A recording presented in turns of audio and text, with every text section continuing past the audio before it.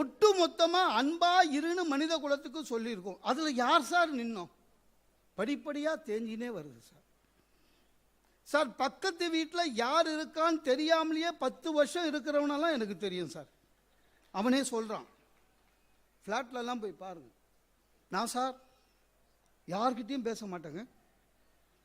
பக்கத்து வீட்டில் ஒருத்தன் 10 வருஷம் இருக்கிறானா யாருன்னு எனக்கு தெரியாது. நான் ரொம்ப ரிசர்வ் டைப் சார். அதை குவாலிஃபிகேஷன் ஆக்குறாங்க. நான் ரொம்ப ரிசர்வ் டைப். நான் சிரித்து பார்த்துருக்கியா சார் நீ? நான் அவனை வெட்டி போட. அதாவது பக்கத்தில் யார் இருக்கானும் தெரியாது, இவன் சிரிக்கவும் மாட்டான். எதுக்குடா இருக்க? சில பேர் நீங்கள் நல்லா இருந்தாலும் ஒத்துக்க மாட்டான் சார். ஒருத்தர் என்னை பார்த்து எப்படி இருக்கேன், நான் நல்லா இருக்கேன்னு, அவன் மூஞ்சி சின்னதாகிடுச்சு. உடனே சொல்கிறான், இன்னைக்கு இருக்கிறவன் நாளைக்கு இல்லைன்றான். நான் சொன்னேன், ஏன் இல்லை? ஆமாம், நேற்று நைட்டு என் பக்கத்து வீட்டுக்காரன் என்கிட்ட பேசிட்டு போய் படுத்தான், சைலண்ட் அட்டாக்காக போயிட்டான்னா. நான் சொன்னேன், எனக்கு அந்த மாதிரி கவலை இல்லை. ஏதாவது ஆச்சுன்னா கூட எனக்கு கவலை இல்லை. ஏன் அண்ணா, நான் வெல் செட்டில்டு, வீடு குடும்பம் எல்லாம் செட்டில் பண்ணிட்டேன். எல்ஐசிலெலாம் பணம் போட்டிருக்கேன், எனக்கு ஒன்றும் கவலை இல்லை சார். மனசாட்சியுமே இல்லை சொல்கிறான் சார். எல்ஐசிலாம் முன்ன மாதிரி இல்லையா, பணம் வர்றதுக்குள்ளே நாமினி போய் சேர்ந்துடுறான். அவன் என்னங்க பண்ணுறது சார்? ஒரு மனிதன் நினைத்தால் உங்களை வாழ வைக்க முடியும். ஒரு மனிதன் அன்பால் நினைத்தால் உங்களை வாழ வைக்க முடியும். ஒரு மனிதன் நினைத்தால் நின்ன இடத்துல உங்களுக்கு ஜுரம் வைக்க முடியும். ஜுரம் வரும். எனக்கு தெரிஞ்ச ஒருத்தன் தெருவில் அன்றைக்கி பார்த்து ஆஃபீஸுக்கு போகிறேன், நின்று எப்படா இருக்கேன்? நான் நல்லா இருக்கேன். இல்லையே. அவன் வேண்டாண்ண இழைச்சிருக்க? இல்லையே. டேய், போன மாதத்தோடு இந்த மாதம் இழைச்சிருக்கேன். நான் எனக்கு அப்போவே லைட்டாக ஜுரம் வர மாதிரி ஆயிடுச்சு. இல்லைங்க, எனக்கு தெரியாதா? கண்ணெல்லாம் ஒட்டி போயிருக்குது, கண்ணுக்கு கீழே கருவளையம் வருது, பயந்துட்டாங்க. என்னை அட்மிட் பண்ணாமல் போகிறதில்லன்னு ஒரே முடிவோடு இருக்கிறோம். இல்லை, நான் சொல்கிறேன்டா, இழைச்சிருக்கடா. பிபி இருக்கு? இல்லை. சுகரு? இல்லை. வயசு 51. வரும் வரும். ஏண்டாண்ணா எனக்கு வந்துருக்க? நம்ம 2 பேருக்கும் ஒரே. என்ன பண்ண சொல்கிறீங்க சார்? மகாகவி பாரதி சொன்ன மாதிரி ஒன்றும் பண்ணவானடா, பக்கத்தில் இருப்பவன் துன்பம் பார்க்க போறாதவன் புண்ணியமூர்த்தி. நீ கோயில் கோலெல்லாம் ஒன்றும் கட்டவானா. ஐயோ பாவன்னு நினைக்கிற பாரு, அந்த அன்பு போதும். அன்பு இருக்கா? எல்லா உயிர்களிடம் அன்பு இருக்க வேண்டும் என்று சொன்னதுதான் இலக்கியங்கள். நாம் எப்போவாது அதன்படி நடந்திருக்கிறோமா? இல்லை. நல்லவனுக்கு அர்த்தத்தை மாற்றணுன்னே நம்ம தானே சார். நல்லவன் இலக்கியம் சொன்ன அர்த்தத்தையும் நம்ம மாற்றிட்டோங்க. நம்மளே எத்தனை பேர் சொல்கிறோம், அதை பாரு ஏ செக்ஷனில் ஃபஸ்ட்டு சீட்டில் இருக்கிறான் பாரு, ரொம்ப நல்லவன்டா, காசு கொடு வாங்கிட்டான்னா வேலையை முடிச்சு கொடுத்துருவான். அதை அடுத்தவன் சொல்கிறான், அவன் அடுத்த அவன் இன்னும் நல்லவன், வேலை முடிக்கலைன்னா காசை திருப்பி கொடுத்துருவாங்க. சார் ஒரு திருடங்க மாட்டிக்கினா கோர்ட்டில் நீதிபதி திருஞானா, ஆமாம் சார், நான் 6 மாதம் திருடன் சொன்னா, உத்தமனுக்கெல்லாம் தண்டனை தரீங்கன்னா. நீதிபதி பயந்துட்டார். இப்போல்லாம் நீதிபதிங்க பயப்படுறாங்க. ஏன்பா திருடனு நீ ஏன் ஒத்துக்குன? உத்தமன்னு வேற சொல்ற சார். என்ன ஒரு நிமிஷம், என் தொழில் கேவலமான தொழில் நினைக்கிறீங்களா? இல்லை, நோபல் ஒர்க்கு, மிக புனிதமான வேலை எது சார்? மருத்துவம்னு சொல்லுவீங்களா? ஆனால் ஒரு கண் டாக்டர்னா வேண்டிப்பான் கடவுள்கிட்ட, ஊரில் இருக்கிறவங்க என்னெல்லாம் குருடாகும்னு வேண்டிப்பான். அப்படி தானே? அப்போ தானே அவனுக்கு பேஷண்ட் வரும். பல் டாக்டர் அப்படி தான் வேண்டிப்பான். ஒரு வழக்கறிஞர் என்ன வேண்டிப்பான்? எல்லாருமே தப்பு பண்ணணும், நம்ம காப்பாற்றணும், நமக்கு காசு வரணும். நான் அப்படி இல்லை, ஊரில் இருக்கிற ஜனங்கள்லாம் வசதியோடு இருக்கணும்னு வேண்டிப்பேன்.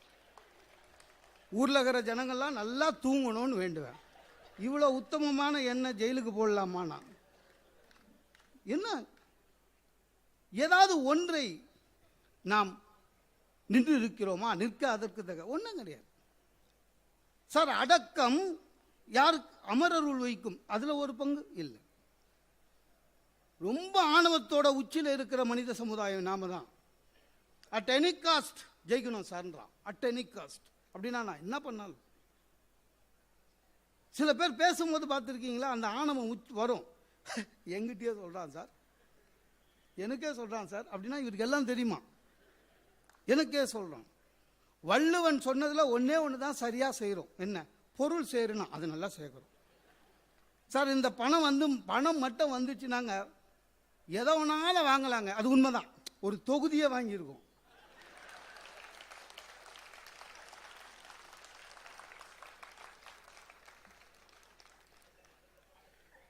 அட சம்பாரி, ஈதல் இசைப்பட வாழுதல், அதில் நின்று இருக்கோமா சார்? யாருக்காவது தர்மம் கொடுத்துருக்கோமா? நம்ம அசிஸ்டன்ட் கமிஷனர் சொன்னார கொடுக்கணும். பிச்சைக்காரன் கூட பேச்சுவார்த்தை நடத்துகிறான் சார். டே, அவன் தான் மானவன் வெக்கம் எல்லாம் விட்டுட்டு வரானே. கேட்டான், இவன் அவங்கிட்ட உடம்பு நல்லா தானே இருக்கு, எங்கேயாவது போய் வேலை செய்யக்கூடாது. டே, அவன் தான் செய்ய மாட்டேன்னு வந்துட்டாங்க. இருந்தா போடு, இல்லை விடு, உடம்பு நல்லா தானே இருக்கு, ஏதாவது வேலை செய்யக்கூடாது. அவன் தான் மானாட்ட வரானே. சிறு அன்னைக்குங்க ஒரு தொழுநோய்க்கு பிச்சை எடுக்கிறாரு. இவன் அவனுக்கு அட்வைஸ் பண்ணுறான், காசை போட்டு போகிறது இல்லாமல். என்ன தொழுநோயாக இருக்கு, கவர்மெண்ட் ஆஸ்பத்திரியில் போய் சேரக்கூடாது, ட்ரீட்மெண்ட் தருவாங்களேன்னு அவன் சொன்னான். அங்கே போய் தான் மோசமாச்சு. நீ துட்டு இருந்தால் போடு, இல்லை விடு. எனக்கு எப்போதுமே இந்த தலைப்புக்குள்ளே பேசுதுன்றது ஒரு சிரமம். ஏன்னா நகைச்சுவை பேச்சாளர் நிறைய பேர் நமக்கு தலைப்பே தரமாட்டாங்க. வந்து பேசு சார்னுவான். ஏன்னா அவங்களுக்கு தெரியும் என்ன தலைப்பு கொடுத்தாலும் இவன் பேசுறது தான் பேச போகிறான். ஆனால் இங்கே பப்பாசியில் அது முடியாது. ஏதாவது ஒரு தலைப்பு என்னது நிற்க அதற்கு தகன. ஏங்க திருவள்ளுவர் திருக்குறளே கொஞ்சம் 1.25 அடி, நீங்கள் அதுலேயே பாதி அப்படின்னா எனக்கு ஆஃப் போதுங்க அப்படின்னு. அதையே ஒழுங்காக பண்ணால் போதும். நீங்கள் வருடம் 41 வருஷமாக வரீங்க. எந்த ஒரு வருஷமாவது ஒரு புக்காவது வாங்கியிருப்பீங்க. ஏன்னா உள்ளே வரவங்க எல்லாரும் புக்கு வாங்க போகிறது இல்லை. இப்போ இந்த கூட்டத்திலேயேங்க எத்தனை பேர் வந்து புக்கு வாங்கியிருப்பீங்க? இல்லை, இந்த கூட்டத்திலேயே எத்தனை பேர் என் பேச்சை உத்து கவனிக்கிறீங்கன்னு கூட எனக்கு தெரியாது. நிறைய பேர் ஒய்ஃபு கிட்ட சண்டை போட்டு வந்து உட்காந்துருக்கலாம். போய் சமாதானம் ஆகலாமா, இல்லை நாளைக்கு எக்ஸ்டெண்ட் பண்ணலாமான்னு. நிஜமாங்க, இந்த மங்கையர் மலர்னு ஒரு புத்தக வெள்ளி விழாவில் போய் பேசினேன். காமராஜாரில் ஃபுல்லாக 1000 பேருக்கு மேலே 1 ஹவர் பேசினேன். பேசி முடித்த உடனே அந்த விழாக்குழுவில் பேமெண்ட்டும் ஒரு கிஃப்ட்டும் கொடுத்தாங்க. நான் 2 வீலர் வச்சுருக்கேன். கிஃப்ட்டை எடுத்து போய் 2 வீலரில் வச்சு கைநட்டி கொண்டா வச்சுன்னா ஒருத்தர் ஓடி வர்றார். சில பேர் நம்ம பேச்சு கேட்டு கொஞ்சம் நேரம் கழித்து வெளியில் பார்த்தாங்கன்னா நம்மளை கூப்பிட்டு பாராட்டுவாங்க. அதுக்காக வராராக்கன்னு ஸ்டார்ட் பண்ணாமல் நின்னேன். கிட்ட வந்தவர் சொன்னார், ஏஜென்ட்டுக்கெல்லாம் கிஃப்ட் கொடுக்குறாங்களாண்டார். அவரு என்னை மங்கையர் மலருக்கு மயிலாப்பூர் ஏஜென்ட்டுன்னு நினச்சினுக்கிறான்.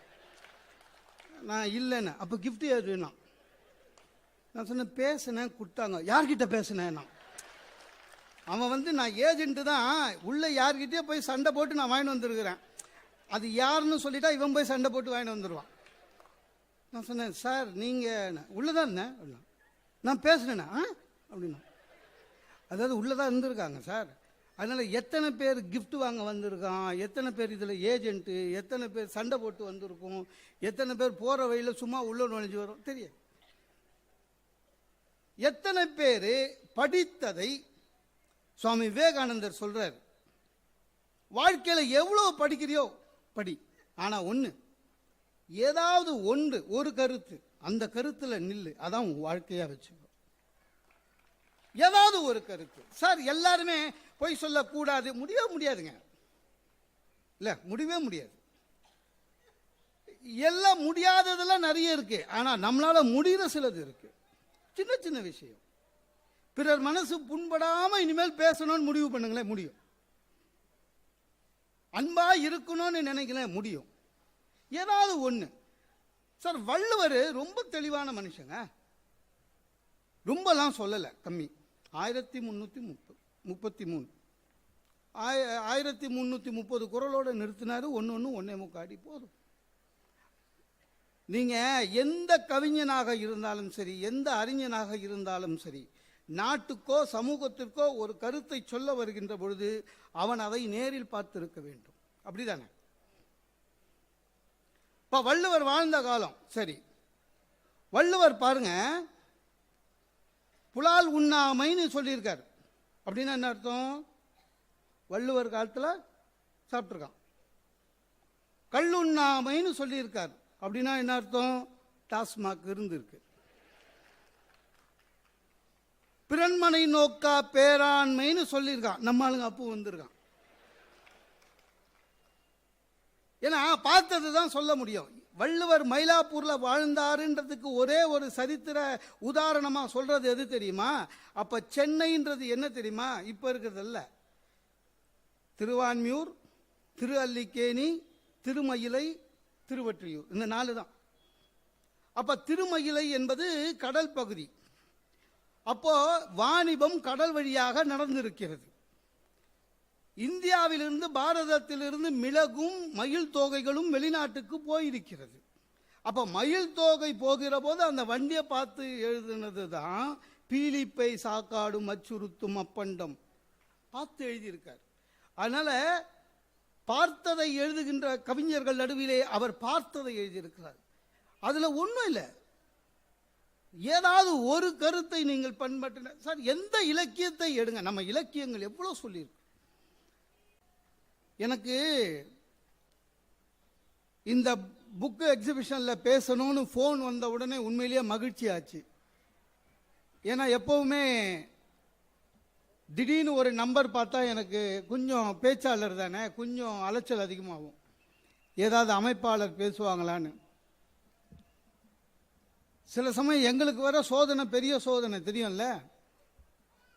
ஒரு வாரத்துக்கு முன்னால் ஃபோன் வந்தது, புது நம்பராக இருக்கேன்னு எடுத்தேன். வணக்கம் சார், நாங்கள் வேலூர் திருக்குறள் பேரவையிலேருந்து பேசுகிறோம், 15ஆம் தேதி திருக்குறள் விழா நடத்தலான்னு இருக்கிறோன்னா. ரொம்ப சந்தோஷமாகி கேலண்டர் முன்னால் போய் நின்றுட்டேன். ஏன்னா எப்பொழுதுமே 15ஆம் தேதி நம்ம ஃப்ரீயாக இருக்குமான்னு பார்த்தேன். ஃப்ரீயாக தான் இருந்தேன். சரி, விழாக்கு தான் கூப்பிட்றாரு போலுன்னு அவர் பில்டப் வேறு பண்ணுறார். இந்த வருஷம் ரொம்ப நல்லா பண்ணுறதா இருக்கும் சார். பண்ணுங்கன்னு. சரி, ஒரு நல்ல பேச்சாளர் இருந்தால் சொல்லுங்களேன்னா. அப்போ நான் திட்ட முடியாது, ஏன்னா அமைப்பாளர் அடுத்த வருஷமாவது கூப்பிடுவான். நான் நல்ல பேச்சாளர் இருந்தால் சொல்லுங்களேன்னு திருப்பி கேட்குறான். அப்புறம் வேற வழியில் நான் சொன்னேன் கிருபானந்த வாரியார்னு. அவன் ஒரு நிமிஷம் வெயிட் பண்ணி, சார் அவர் இறந்துட்டார் சார்னா. வேற அப்படின்னா புலவர் கீரன். அவனுக்கு தெரிஞ்சிச்சு அவரும் இறந்துட்டார். ஃபோனை வச்சுட்டான். ஏன்னா நீ என்ன கேட்ட? நல்ல பேச்சாளர் தான் கேட்டேன். வாரியார் நல்ல பேச்சாளர் இல்லையா? அவனுக்கு என்ன பயம்னா, புஞ்ச விட்டா நான் கியாபே விஸ்வநாதம், ஊவே சாமிநாத ஐயர் பேர்லாம் சொல்ல போறேன்னு. எப்போதுமே அது ஒரு இயல்பு. சில வேட்டி நமக்கு ஒரு பேச்சாளருக்கு அது ஒரு அறிவு இருக்கும் எப்பவுமே. ஆனால் இந்த புத்தக கண்காட்சியில் இருக்கிற ரசிகர்களை எனக்கு எப்போதுமே பிடிக்கும். ஏன்னா நல்லா ரசிப்பீங்க. சில இடத்துல நம்மளை பேச கூட்டுட்டு முன் வரிசையில் உட்காந்து நம்மளே உத்து பார்ப்பான். நமக்கு டென்ஷனாக இருக்கும், பட்டன் கிட்டன் போடாமல் வந்துட்டோமோன்னு. சிரிக்க மாட்டாங்க. நீங்கள் நல்லா கை தட்டுவீங்க. நம்ம அசிஸ்டன்ட் கமிஷனர் சொன்னார், கை தட்டணும். அவர் சொன்னது அந்த மூளை செல்லு அதெல்லாம் இல்லை. நல்லா கை தட்டினா உங்கள் ஆயுசில் 10 கூடும். அப்புறம் உங்கள் இஷ்டம். இது நான் சொல்லலைங்க, அமெரிக்காவில் ஆய்வில் சொல்லியிருக்காங்க. இப்போலாம் எது சொன்னாலும் அமெரிக்கா ஆய்வுன்னு சொன்னால் முடிஞ்சு போச்சு, தப்பிச்சிடலாம். அமெரிக்கா ஆய்வில் சொல்லியிருக்காங்க.